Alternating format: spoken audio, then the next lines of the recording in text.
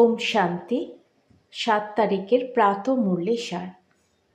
প্রতিদিন যে আমরা জ্ঞান চর্চা করি, আমাদের মুখ্য উদ্দেশ্যটা কি বলুন তো? মুখ্য উদ্দেশ্য কিন্তু আগে সত্য কি বা ট্রুথ কি সেটা বোঝা। এটাই কিন্তু সব থেকে গুরুত্বপূর্ণ।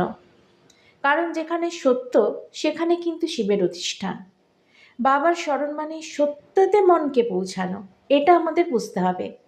এখানে মুখ শব্দ আজকে বলা হয়েছে, কিন্তু মুখ বলে কিন্তু জ্ঞান চর্চাতে কিছু নেই। এখানে মনই হচ্ছে সেই মুখ। মনকে দৃঢ়তার সাথে সত্যে টিকিয়ে রেখে চলা, যা আজকের মুরলিতে অস্থিকে সুহা করা, এভাবে বলা আছে। রিগার্ড তো তখনই আমরা রাখতে পারবো যখন আমরা রোল প্লেতে দেখেও, বিভিন্ন অ্যাকশন দেখেও, ভাবনাতেও কিন্তু সেই সত্যতে টিকে থাকবো। এবং রোল প্লেকে যে দেখা ইনি এরকম করছেন, এটা রোল প্লে মাত্র, এটাকে বোঝা। প্রতিজ্ঞা একই, যে ট্রুথকে এবার বুঝেছি সেই সত্য পথেই চলব। সম্মুখে শোনার অর্থও কিন্তু সত্যতেই স্থির থাকা। আজ মুরলিতে আমরা অন্যান্য সৎসঙ্গের কথা বলা হয়েছে সেটা দেখেছি, কিন্তু বর্তমানে আমাদের বুদ্ধিযোগ এ কারণেই বিভ্রান্ত হবে না, কারণ স্বামীজি যার কথা আজকে মুরলিতে রয়েছে, সেই স্বামীজিও রোল প্লেই করেছেন। এখানে সকলেই রোল প্লেই করেছেন। এখানে কারো কিছু বিশেষ অবদান কিছু নেই, যার রোল প্লেতে যেরকম হওয়ার আছে সেরকম প্লে করছেন। কিন্তু আমাদের এই সত্য থেকে সরলে হবে না।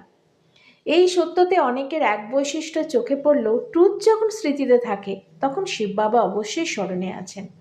তাই দেহ দুনিয়ার সীমিত খুশি আনন্দ আর বিশেষভাবে নাড়া দেয় না। যিনি সত্য কি বুঝবেন তিনি অবশ্যই অতীন্দ্রিয় সুখের অধিকারী।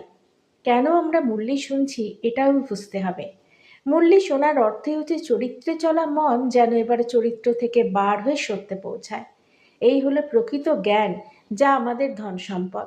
অবশ্যই এভাবে সত্যের ধারণা হবে না সকলের, তারা শিবকে খুঁজবে, কিন্তু শিবের অস্তিত্ব যে সত্যের ধারণায়, তাই বুদ্ধি বিভ্রান্ত হয়ে যায়।